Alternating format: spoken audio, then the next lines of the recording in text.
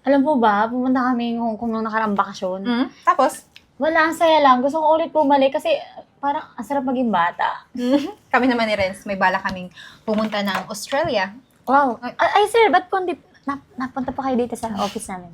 Actually, gusto ko lang sabihin sa inyo kasi ngayong umaga, sobrang good mood ako. Wow, parang may magandang balita kang hatid sa amin. Exactly, Miss Eden and Miss Arian. Meron akong good news kasi yung company natin is nag-e-expand na. Sobrang daming investors ang natuwa. Kaya naman, kailangan ko kayong dalawa. Since kayo yung fully trusted ko dito sa company dahil magka-classmate tayo nung college, Miss Arian and Miss Eden, sabay kayong mapopromote bilang manager. Ha? Wow! Di ba ang saya? Magandang balita yun. Yeah. So, Teka lang, hindi pa siya official ha. Kailan Kasi- po kaya, sir, i-implement? Next Ah, month? Actually, as soon as possible. As soon eh. as possible. Okay. teka lang, Mr. Layog. Kaming dalawa, nominated kami for promotion. Hindi ba dapat isa lang ang pwede? Ako. Teka. Alam mo kung bakit? Kasi ako yung girlfriend mo. Mas magaling ako at mas matalino kaysa kay Arian. Diba? Since college, alam na natin hanggang saan ang takbo ng utak ni Arian. At isa pa, Miss Arian, parang super happy mo naman nakasali ka sa promotion. Hindi, Bakit? May gusto ko ba sa boyfriend ko? Wala Ang akin lang, kasi magandang opportunity yun, di ba? Experience na din. Pero kung hindi ko naman makuha, okay lang din naman. Wala naman problema eh. Eden, ba't parang ikaw yung may problema? Parehas naman kayo magaling. At saka, yung nomination nyo for being a manager sa promotion na ito, deserve nyo namang dalawa. Teka lang. Renz, nagpapatawa ka. Hindi. Dapat isa lang talaga. At dapat ako yun. Kasi naman, Miss Arian, hindi ba? Baka naman, yun ang maging dahilan ng pagbagsak ng company ng boyfriend ko. Kawawa naman siya. Pati yung pinaghirapan niya. Paano na lang yung ibang empleyado baka mawalan ng trabaho ng dahil sa'yo? At madamay pa ako. Kaya, kung ako sa'yo, ako na lang i-promote mo. Talagang maaasahan mo ko sa lahat. As you said earlier, trusted mo ako. I think we need to end this conversation. Sige, I need to double check everything muna bago ko officially announce kung sino yung mapopromote na manager. Okay? So, let's go back to work. Okay, sir. Okay. Thank you po. Okay. Eden, teka lang Anong nangyari? Bakit naman gano'n yung mga pinagsasabi mo? Di ba magkaibigan naman tayo? May nangyari ba? Hala, sorry Kasi sa pagkakaalam ko, Miss Arian, kaya ka tumitikit sa akin para sa promotion. At ito na, mangyayari na, di ba? At anong sunod mong gagawin? Aagawin mo yung boyfriend ko? Sa tingin mo, ganun kadaling maagaw yung boyfriend ko kung ako yung kalaban mo? At anong susunod? Company niya. Pag nagkataon na magkatuluyan kayo, sisiraan mo ko sa boyfriend ko, tapos ikaw na rin yung mamamahala ng company niya, tapos anong sunod? Teka lang. Pamilya ko? Teka lang, Eden, ha? Aagawin mong loob ng pamilya ko sa akin? Sisiraan mo rin ako? Alam mo, Eden, masyadong parang napaparanoid. Ano pinag-iisip mo? Tingin mo ba kaya kong gawin yon sa kaibigan ko? Bakit hindi? Kung may personal na interes ang isang tao, kaya niyang gawin kahit ikasira pa ng buhay niya. Alam mo, ikaw lang nag-iisip ng ganyan. Hindi ako ganyan. Well, Miss Arian, binabantaan kita. Ano man yung mangyari sa karir ko dito, pati sa relasyon namin ng boyfriend ko, ikaw ay mananagot.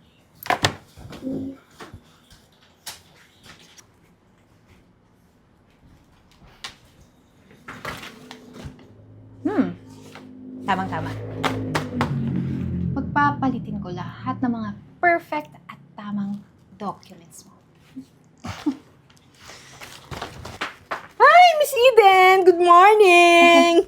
Balita ko, ma'am. Mapopromote kayo ni Ma'am Aryan. Ma'am, Kopi, titimplahan ko lang si Miss Aryan. Okay. Oh, anong balita mo? Yun nga, ma'am, balita ko. Dalawa kayong ipopromote. Ang bongga naman na mag-beshi na to. Sabay pang mapopromote. Gusto mo ba ng 2,000? 2,000, ma'am? Hmm. Okay lang, ma'am. Ano yun? Simple lang naman yung uutos ko sa'yo. Gusto kong ipagkalat mo sa buong opisina na malandi si Aryan. Nilalandi na yung security guard. Naku ma'am, napakaliit ng 2K para sirain ko ang pangalan ko. Wala nang mabibili yun sa panahon ngayon. Sa bagay, may punto ka. 5K. Pero, dagdagan mo. Sabihin mo na nagnanakaw siya ng lahat ng stocks dito sa company. Pati na rin yung boyfriend ko. Inaagaw niya. Inaakit niya. Nilalandi niya. Parang ang liit pa rin ma'am ng 5K. Pambayad lang yun sa kuryente. Parang walang aabutin, madam. Believe din ako sa'yo, no? Sige, magkano? Magkano gusto mo? 20K ma'am. Package deal na yun. Opo ma'am. Bongga ng dating ng ano nun ma'am, ng kwento. Talagang ichichika ko ng bongga hanggang sa parking lot at hanggang sa taas ng building. Ganun ba? Yes ma'am. Hindi na ako magtataka. Kayong mahihirap, mga mukhang pera. Pero, sige. It's a deal. Kailangan paniwalain mo lahat ng mga tao dito. Para masiraan siya at yung promotion na sinasabi mo kanina, mapapa sa akin lang. Alam mo naman ako ma'am. Basta nagkwento ako, naniniwala sila dahil hindi naman ako talaga sinungaling eh. Chikadora lang ako ma'am, pero hindi ako sinungaling. Pero ma'am, may ipadadagdag sana ako dun sa deal natin. Pwede bang libre yung lunch ng 1 month? Siyempre ma'am, para may energy ako. May energy akong tsumatsyat ng tsumatsyat para maniwala talaga sila. Hindi ka lang mukhang pera, no? Patay gutom ka ba? Hindi naman ganun ma'am, grabe naman si ma'am. O sige, kung yun gusto mo, basta ayusin mo yung trabaho mo. Kasi kapag pumalpak ka, alam mo, yung kahihinatnan mo. Kailan ko matatanggap yung 20K ma'am? Pagtapos Kasi, na yung ma'am, trabaho mo. Ay, ma'am, ang tagal pa nun. Magpapa-skincare pa ako, magpapariban pa ako ng buhok, magpapalashes pa ako, tsaka papalitan ko pa tong nails ko. Pwede mo mamayang hapon na, ma'am. Para the other day, yari-yari na. Okay, pumunta ka sa opisina ko mamaya. 4 p.m. sharp. Sige, ma'am, deal. Alis na. Deal, ma'am, ha? Umalis ka na sabi.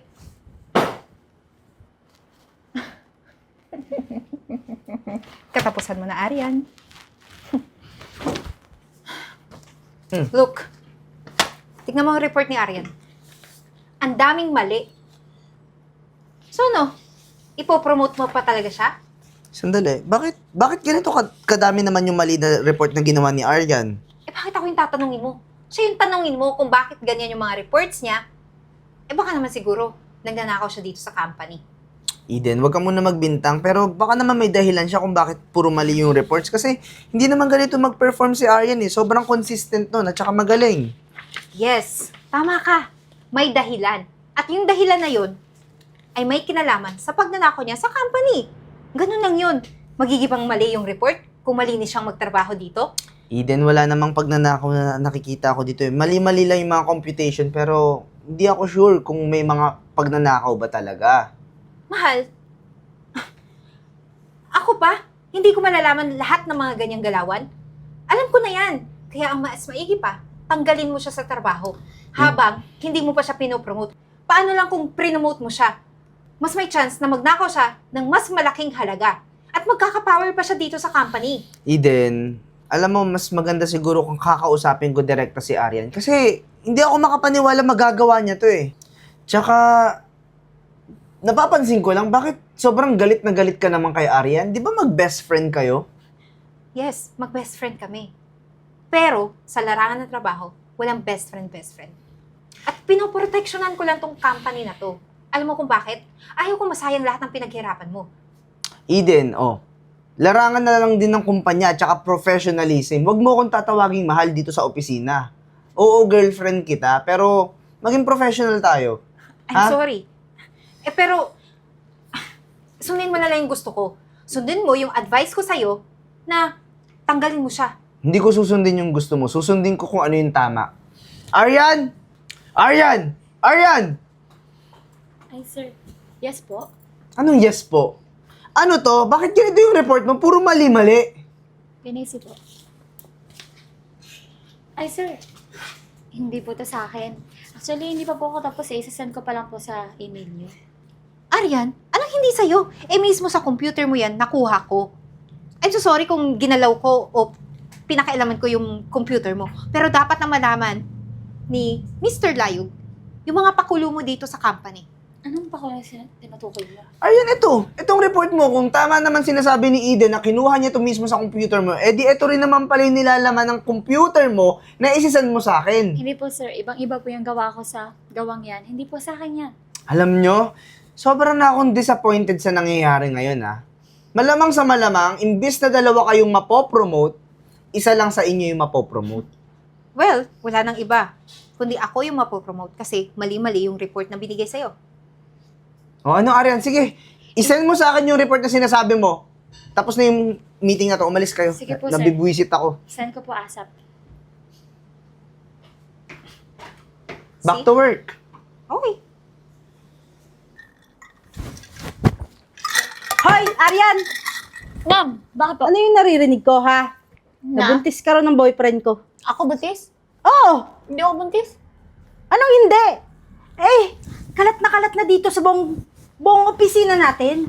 Buntis ka daw. Kailan Yung mo boyfriend galing? ko pa yung nakabuntis sa'yo. Pambihira ka naman, Arian. Wala naman ganyan. Puro taksilan. Hindi naman po galing makisawsaw, makidot-dot kung kani-kanino. Sino mo ba nag-chismis sa inyo niyan? Marami nang nagsabi sa akin. Kasi kumakalat na nga dito. Ikaw, wala ka pang kaalam-alam kunyari. Pa-eme-eme ka, malandi ka naman pala. Ha? Paano kung hindi malandi? Wala naman akong ginagawa. Ano, Besh? Kaya pa? Kaya mo pa yung mga chismis na kumakalat tungkol sa'yo? Kawawa naman to si Yvette.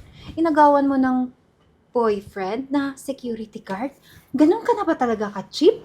Pumapatol ka na sa security guard kasi kating-kati ka na. Excuse me ha, hindi ako ganun ka-desperada ha. Pati security guard papatulan ko. Sorry ha. Eden naman, kilala mo ako, di ba? Oo, kilalang kilala kita. Kaya nga may iba pa akong nasagap na balita. Chika! Ano na naman yun? Nagnanakaw ka daw dito sa kumpanya? Hmm. Ay, naku, Arian ha. Sinasabi ko sa'yo. Teka, ako? Nagnanakaw? Bakit? Sino pa bang ibang Arian dito na nagtatrabaho? Ikaw lang naman, di ba? Alam mo, kung hindi mo na talaga kayang i-take lahat ng mga binabatoy sa yung chismis, mag-resign ka na lang. Kasi alam mo, mapapahiya ka rin sa huli. Chismis lang yan. Hindi ako mapapabagsak ng mga chismis na yan. Hindi yan totoo. Oops, wait. Tumatawag yung boyfriend ko. Hello, mahal? Oh, okay. Fine, it's okay. I'll go ahead with Miss Arian. Okay, bye. Sabi mo wala magpapabagsak sa'yo. Bakit ngayon tumawag yung boyfriend ko?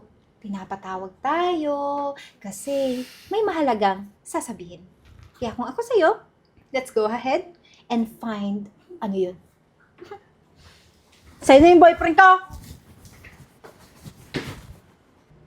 Grabe! Hindi ako makapaniwala sa lahat ng nangyayari ngayon sa kumpanya ko. Paano nyo ito naaatim gawin? Samantalang napakabuti ko naman bilang boss nyo halos lahat binibigay ko yung mga request nyo. Tapos tatry do rin ako? Mr. Layog, wala namang ibang dapat sisihin dito, kundi si Miss Arian. Miss Arian, grabe! Hindi ako makapaniwala na lahat ng mga chismis na usap-usapan ngayon sa kumpanya ko, ikaw yung laman.